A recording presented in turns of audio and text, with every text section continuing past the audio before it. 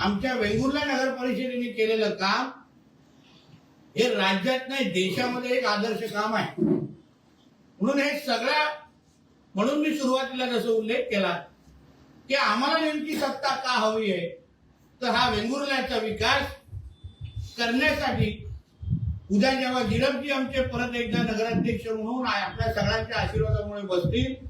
आमचे पूर्णच्या पूर्ण आमचे नगरसेवकांची टीम बसेल आणि एका बाजूला पालकमंत्री म्हणून मी आहे, आमचे मुख्यमंत्री साहेब आहेत, आमचे रवी चव्हाण साहेब आहेत, आम्ही सगळेजण एकत्र मिळून सत्तेच्या माध्यमातून आमच्या ह्या वेंगुर्ल्याचा विकास करण्यासाठी आम्ही सज्ज आहोत। फक्त 2 तारखेला वेंगुर्ल्याच्या आमच्या सन्मान्य मतदार बंधू भगिनींनी आम्हाला 2 तारखेला आशीर्वाद द्यावा, काम करण्याची परत एकदा 5 वर्ष संधी द्यावी, कमळ या चिन्हाच्या समोर बटन दाबून आपण आम्हाला संदेश द्यावा की पुढची 5 वर्ष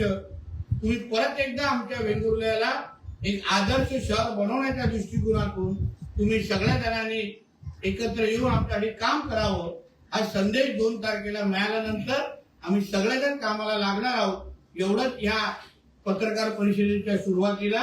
आपल्याला सांगू